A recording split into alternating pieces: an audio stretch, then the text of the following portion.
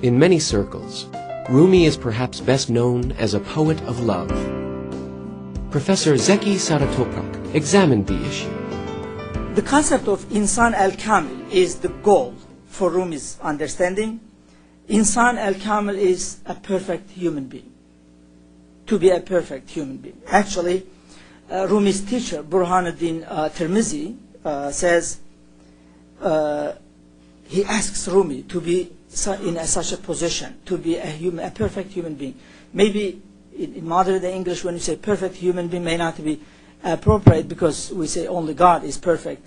But maybe we can say perfected human being, to acquire certain qualities. And he says the quality of such a human being would be knowledgeable, Gnostic, lover of God, a friend of God, and a beloved of God.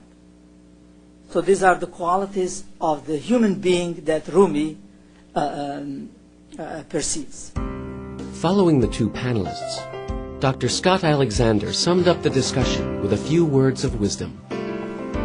Rumi tells a famous story, ultimately from a Buddhist source, in which people encounter an elephant for the first time in their lives.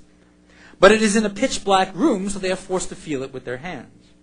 Everyone comes up with a different description of the beast, based upon whether he touches the trunk, the tusks, the legs, the tail, the sides, and they fall to disputation for lack of a candle to illuminate the truth.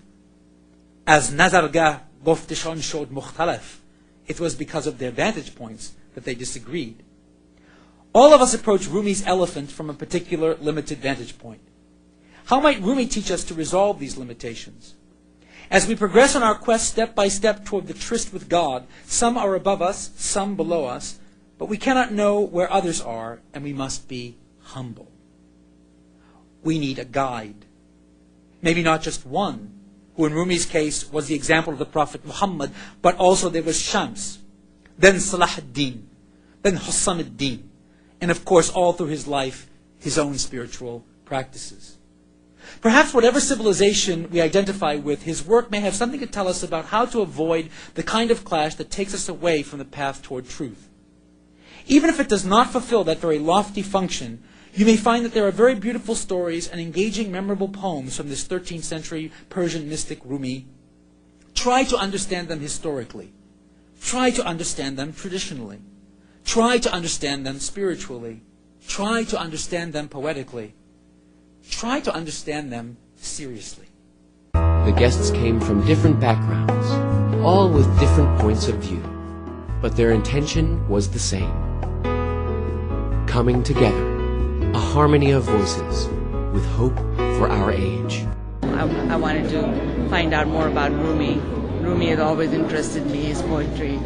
And of course I read the translations. And so I've been very interested, and I thought this would be a good place to get some more education about it. We are one world made of different nationalities, cultures, behaviors. I have many friends who are from different countries, and I learn from each and every one of them. And I teach them my own culture. I walk over baklava or börek to show them who I am. And that's what we need to do. We need to mix and mingle and do more programs. Having a lot of movie stars reading Rumi's poetry, it's a different experience than hearing scholars talk about him.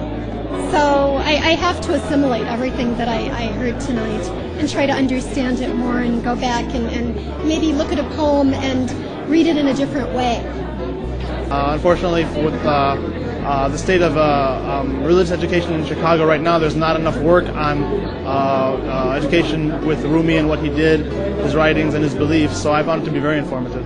One of the professors point out the point of love and compared to Nursi, how Rumi think of love and how Nursi applied it for the contemporary. This is very important. How can you transfer the teaching to the practice?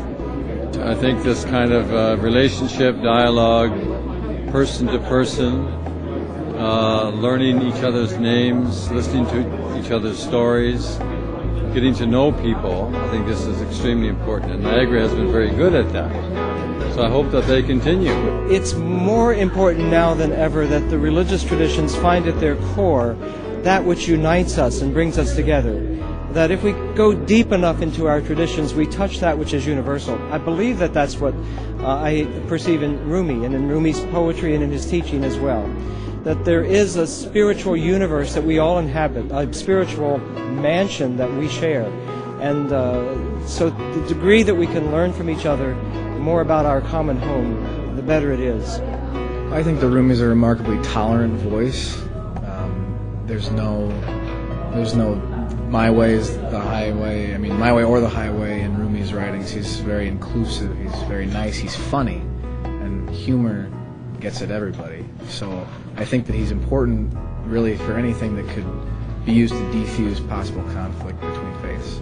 I wasn't really familiar with Rumi, so it was very educational for myself. So I really enjoyed every aspect of it. So I'm probably going to continue to learn more. The role that Niagara Foundation is playing is something that is almost unique, that you do not come across very often nowadays. So just knowing that it promotes interfaith dialogue, it will help not only promote the culture of the country that Niagara represents, but it will also help promote the whole Islamic world in a better light, and certainly promote some of the common values and virtues of the humanity. The title of this evening's event was Rumi, A Voice for Our Times. And one of the things I really derive from this event is a real sense that Rumi does speak to us and our concerns, but situated in his own context. So we really can't understand what Rumi means for our own age and for our own context unless we allow him to speak to us as he really was. And that means restoring, for instance, his Muslimness, which in so much of the translations and popularity that Rumi has gained over the past decade in the West has been lost. So I think it's really, this conference was an important step towards heightening people's awareness that Rumi was the tolerant, saintly, love-filled man of God that he was, not despite his Islam, as some people think, but because of his Islam. That's all for now. Please join us again next time. Until then, this is Mark Huntley signing off for Reflections. Take care.